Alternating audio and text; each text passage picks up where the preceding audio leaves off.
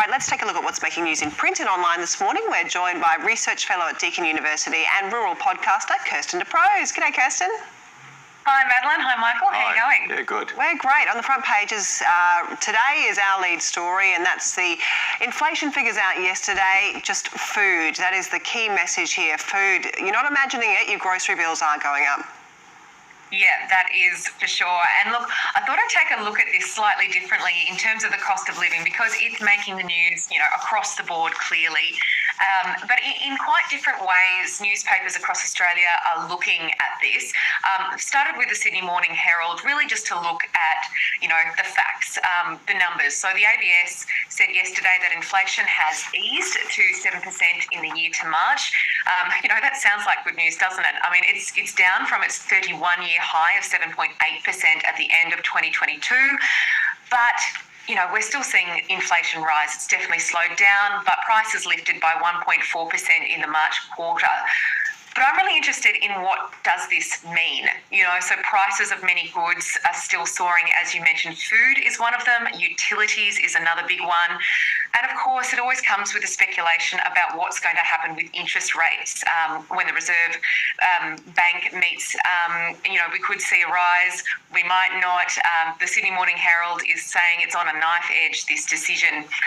But I wanted to show you a story as well in The Guardian that looks at the cost of living in terms of Sydney's, they call it the latte line, and I'm convinced that Sydney loves a map and they love bringing out that division between eastern suburbs and western suburbs. But they've actually got a report, it's commissioned by the New South Wales Council of Social Services, which has found that 1 in 5 renters are more than 1 million people living in poverty in the state. And that's, of course, directly linked to the cost of living, the housing crisis. And they've really mapped it out, showing that deepening poverty division between east and west in Sydney. And there's some really useful data if you're from Sydney. It's really worth checking out that story. But the Brisbane Courier took another look. They're looking at power bills with a whopping 32.5% rise in electricity bills or electricity prices in the March quarter for Brisbane. So that's a huge jump. And they're also dealing with quite a high leap in house prices, so up by 3.4%. And I wanted to also kind of highlight rural Victoria in this as well.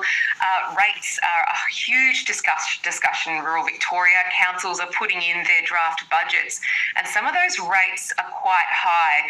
Now, it's because, land has gone up in Victoria, and farmers would say this is a good thing, and I'm in rural Victoria, but they're kind of going to be paying a price for it in terms of the rates. Some rates, South Gippsland Shire, for example, has proposed a 14% rate hike. Nearby Baldwin Shire has proposed an 11% hike.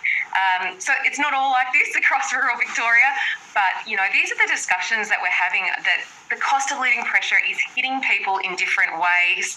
It's affecting us all, clearly. But look, it's the most disadvantaged that always pay the highest price.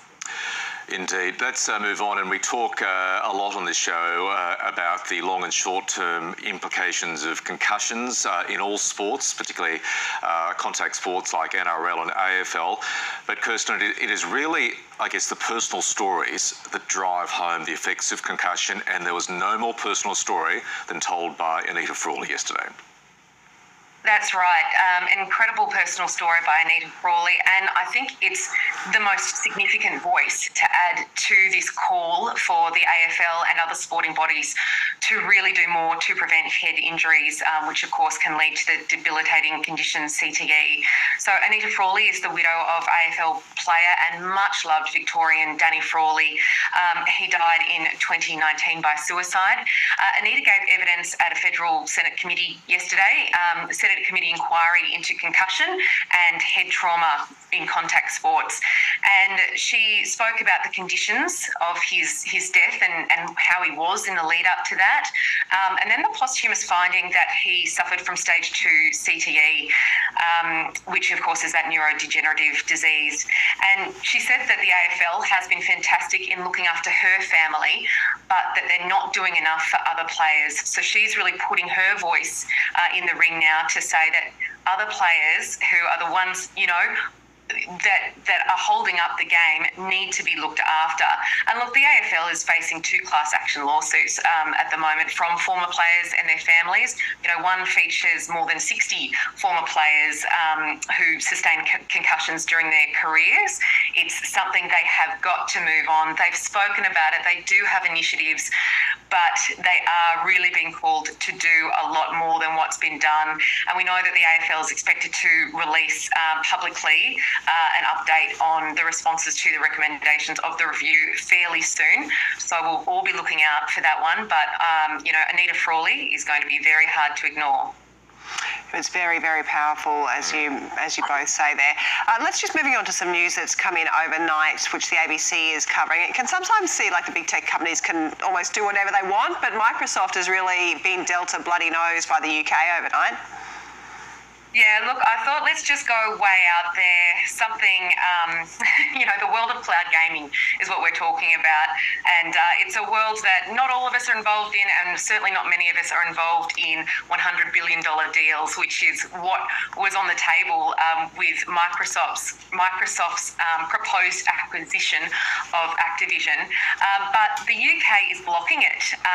You know, it's the biggest ever deal, or would have been the biggest ever deal in gaming, but the UK's Competition and Markets Authority has ruled against the merger over concerns of holding back competition in the gaming industry. So cloud gaming is really kind of like Netflix's version of gaming. So how we stream TV shows or movies, streaming games rather than having to buy them or download them and pay for them individually.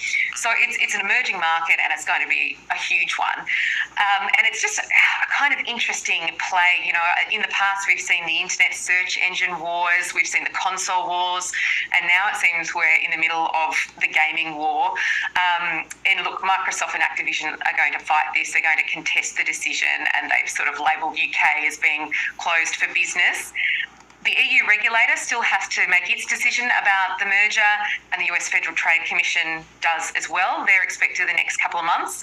But I always just think, you know, when it comes to state regulation versus the big global tech disruptors, the battle might be won this time, but I don't know. Who would you back? Well, history tells a story, doesn't it? Okay. Kirsten, always lovely to have you on. Thank you. Thank you so much.